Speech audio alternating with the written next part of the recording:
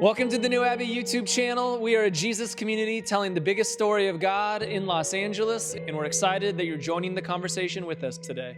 Enjoy. What obstacles are you encountering right now?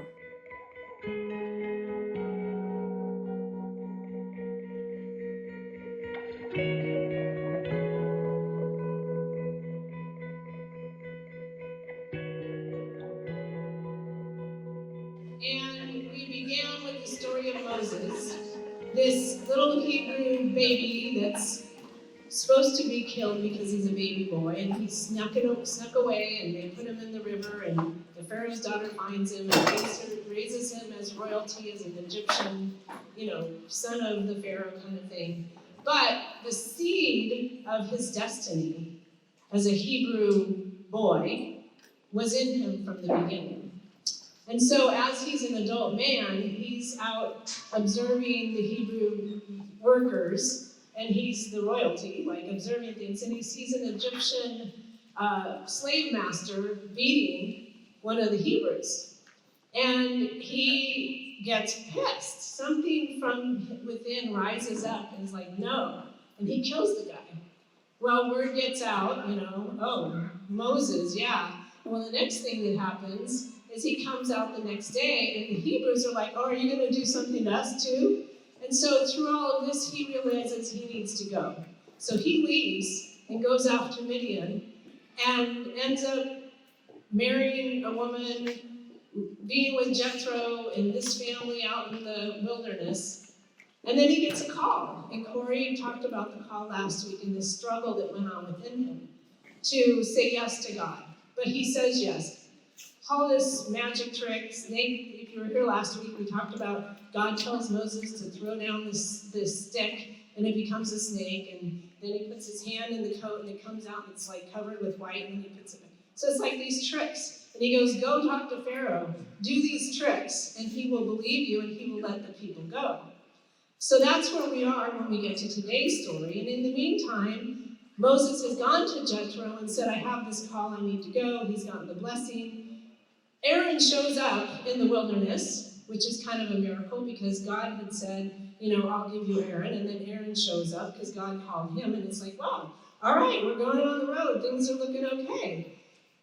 And then he and Aaron go to the Israelite elders, and they say, we have come to lead you out into the wilderness. We need to go sacrifice to our God. We're going to go do our thing. And they tell him the story, and they get excited. And they have a worship time. So everybody's excited. Everybody's on board. They're like, let's go. We're going to go do this. We're going to follow our destiny, be the people we were meant to be. And then we get to this chapter. So here's our text today, Exodus 5. Afterward, Moses and Aaron went to Pharaoh and said, thus says the Lord, the God of Israel, let my people go so that they may celebrate a festival to me in the wilderness.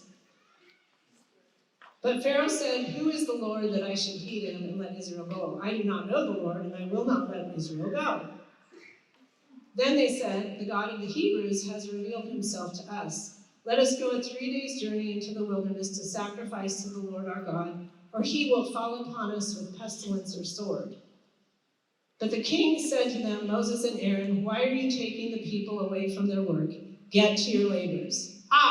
Obstacle. But what happened to the snake? That was my question. Wait a minute, you were supposed to do the snake trick. Why did you forget that? That was kind of cool. I don't know. Anyway, Pharaoh said no. They are more numerous than the people of the land, and yet you want them to stop working. That same day, Pharaoh commanded the taskmasters of the people, as well as their supervisors, you shall no longer give the people straw to make bricks, as before. Let them go and gather straw for themselves. Obstacle. But you shall require of them the same quantity of bricks as that they have made previously. Do not diminish it, for they are lazy. That is why they cry, let us go and offer sacrifices to our God. This is not looking good. Let heavier work be laid on them. Then they will labor at it and pay no attention to the deceptive words. So the taskmasters and supervisors of the people went out and said to them, thus says the Pharaoh, I will not let you give you straw. Go get straw yourselves wherever you can find it, but your work will not be lessened in the least. So the people scattered throughout the land to gather stubble for straw. Have you felt like this in your life sometimes? You're trying to make bricks, and whatever straw you had is taken away, and now you're having to go look for stubble.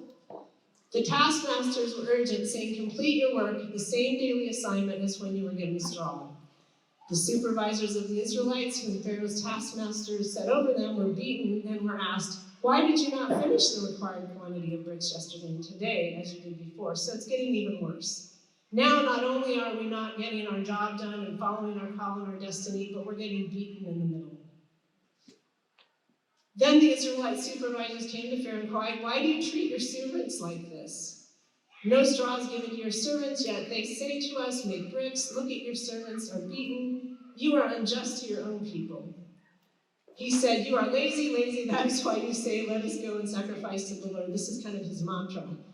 Go now and work, for no straw shall be given you, but you shall still deliver the same number of bricks. So they're getting nowhere.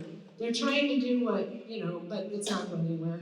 The Israelite supervisors saw that they were in trouble when they were told, you shall not lessen your daily number of bricks. And as they left Pharaoh, they came upon Moses and Aaron, who were waiting to meet them. And they said to them, the Lord look upon you and judge. You have brought us into bad odor with Pharaoh and his officials, and have put a sword in their hands to kill us. Then Moses turned to the Lord and said, O Lord, why have you mistreated this people? Why did you ever send me? Since I first came to Pharaoh to speak in your name, he has mistreated this people, and you have done nothing to deliver all your people. This is the story of life.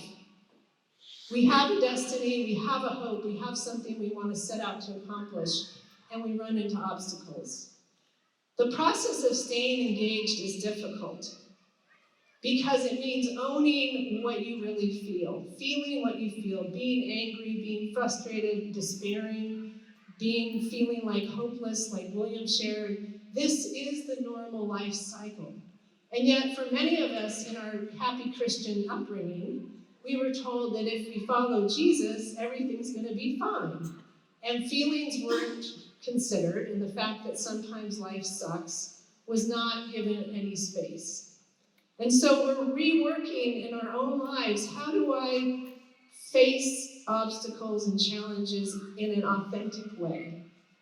And we do that by staying engaged with ourselves, complaining, talking about it, going to each other, having conversations, talking to God. Interestingly, we see back in the Old Testament, people were dealing with their stuff. They weren't ignoring it. They were talking about it. The cycle of life is we get a call, we get a vision, and then we get excited, and then we're hopeful, and then we meet obstacles, we despair, we get frustrated, we have to figure it out again. Our desire is to follow that seed of life that is who we are. I was having a conversation this morning about that and realized some of us never even got a chance to find out the seed of life because we were in survival mode. How many people feel like whatever your destiny is or whoever you're called to be or whatever that thing is, you're like, I don't know, I was so busy just trying to be a good little Jesus person that I never figured that out. I don't know what that is. Because if you've lived in survival mode and you've been inauthentic in your life, it's a struggle just to get back to authenticity with yourself and knowing who you are. And that may be where you are, and that may be the internal obstacle that you're facing, is figuring all this stuff out about who am I and where am I going, and I don't even know. Maybe there's external obstacles. When we are faced with obstacles, change, difficulty, we have like 3 choices. We can try to keep things like they were. We can kind of try to shore everything up and keep doing it the way we've been doing it.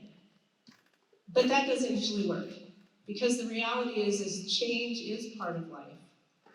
The second option is we can despair and die and just go into a hole and isolate and be miserable and, eat bonbons and watch Netflix and drink alcohol.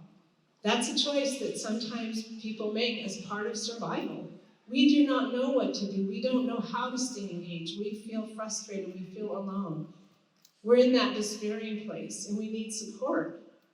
We need people around us. We need a supportive community to help us. And the third path is really the path of Jesus. It's the path of surrender and grow and learn through the challenges. And we do it in community. We don't do it alone.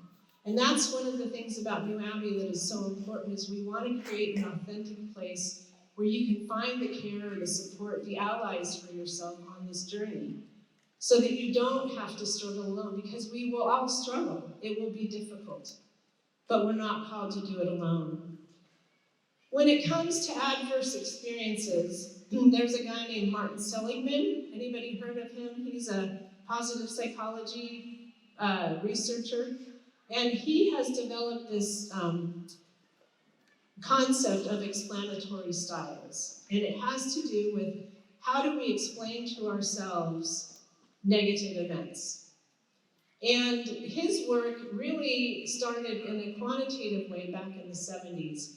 But it went way back to a guy named Viktor Frankel. Do you guys know who Viktor Frankel is? So Viktor Frankel is a Holocaust survivor who was a psychiatrist. And he survived the Holocaust, and out of that experience, he developed this therapeutic model called logotherapy, which basically he said that if people have a purpose for living and a meaning, they can survive almost anything. And this is what he had to say about adversity, that all events are blessings given to us to learn from, to ultimately grow through. And what he saw in the concentration camps was that there were really three categories of people. There were the optimists who kind of kept trying to have a cheery attitude and, the cheerleader and let's just rah-rah. But for them, that couldn't last. It could not last through the brutality of what those people were suffering through. And then there were the pessimists who immediately, everything that was difficult about it, they just had such a negative view of things that they just pulled in and couldn't tolerate it. And then the middle group was the realists.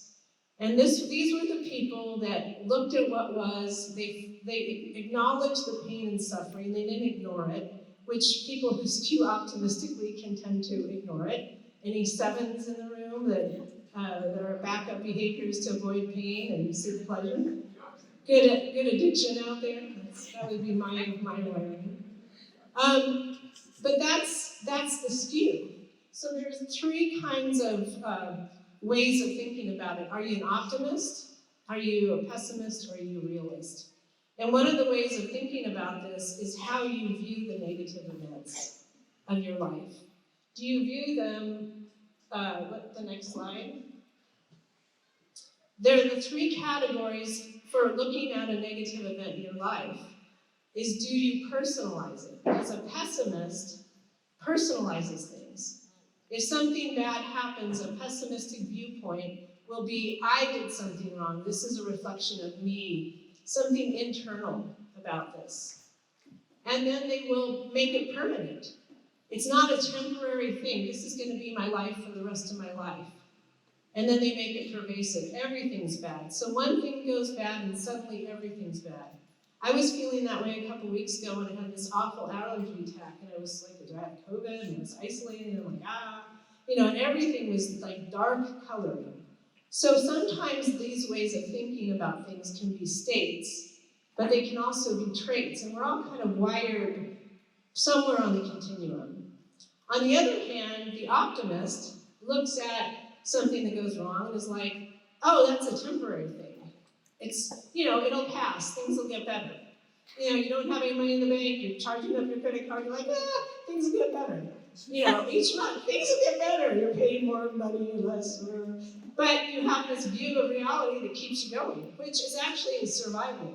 And if you're going to lean one way or the other, optimism is definitely better for your mental health than pessimism. And there's a whole realm of Seligman and positive psychology about learned optimism. So if you're somebody and you're identifying yourself as a pessimist, look up learned optimism and study up on that and try to grow some resiliency because it's possible. So an optimist will also look at a negative event and view it as a temporary situation, and it's a one-time thing. So when we look at the adverse experiences of our lives, we can look at it through these different ways. And the realist stands in the middle and gathers the facts and looks at what is real here. And I've tended to lean optimistic. And recently I've taken on a call. I've made a big financial decision and I need some more money in my life. How many people can resonate with that? Anybody else need more money in your life? And in the midst of it, what I've done is I took the financial freedom class. And that really helped because it was about getting practical, looking at the numbers. And actually looking at the numbers, although some of the numbers were not in my favor, it actually gave me peace.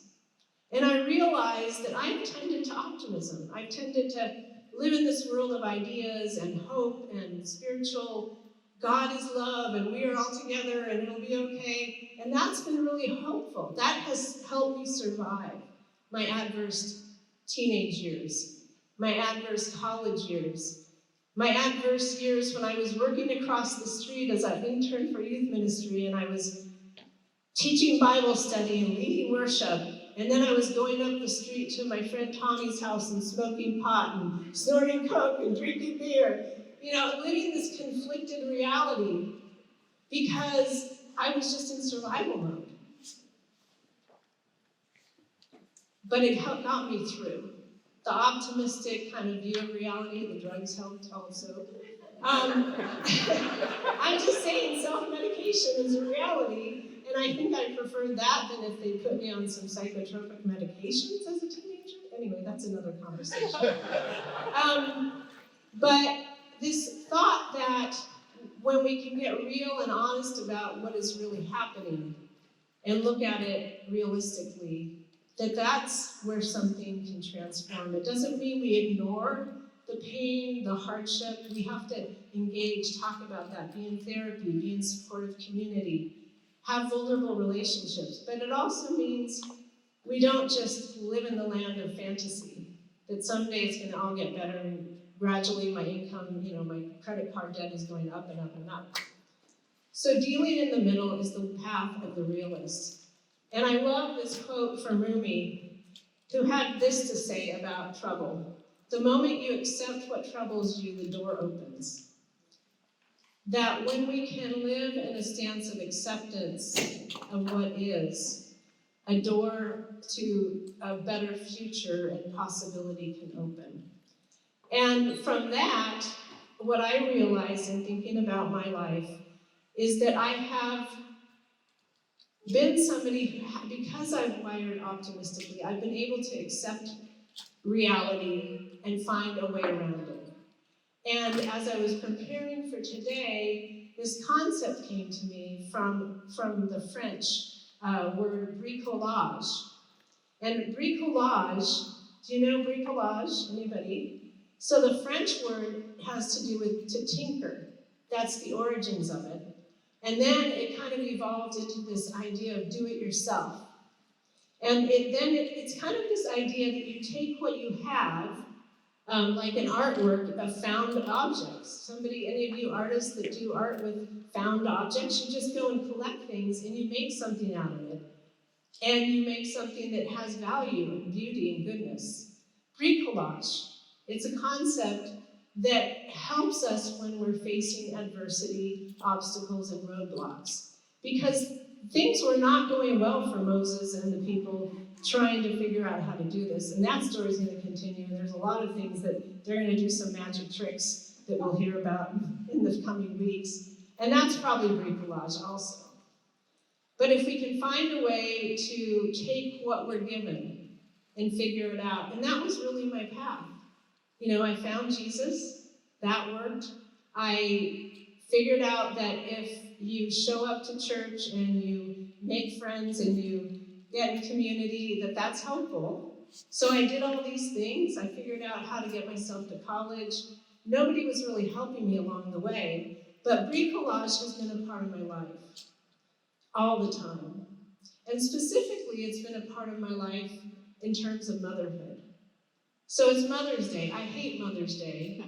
I'll just say that. I'm not a mother. I had a shitty mother. And it's not a day I've enjoyed.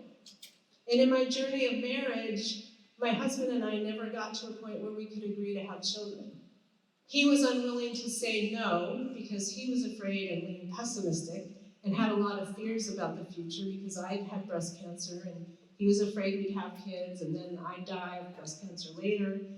He was afraid that he had depression and he'd be a depressed father. He had legitimate fears, but he also wasn't willing to really own that and say no. So I had to do a bricolage at one point. And I had to say, okay, he's unwilling to say no, but I know I can't live this way. I can't live every month of my life with the hope that maybe I'll have children and biologically feeling this energy rising in me and not having a kid. And so around 40, my early 40s, I decided I needed to commit myself and say, I'm not going to have a biological baby because my body was also like, I'm like, yeah, this is going to be too hard. I can't do that. And maybe I'll foster, maybe there'll be another path, but I need to make a decision now. And so I gathered a community of my closest friends and I had an unbaby shower. Bricolage. No one had ever told me about an unbaby shower, but it was a marker for me to say, my destiny is not turning out the way I wanted it to. And I can't continue to suffer the way I'm suffering, holding this hope. Bricolage. Have an on-baby shower. We had a ritual. They brought presents. Always ask for presents if you're having a party for yourself. And they blessed me, and they said beautiful things, and they helped me reclaim a seed of my destiny that I didn't know what to do with. I'm like, oh.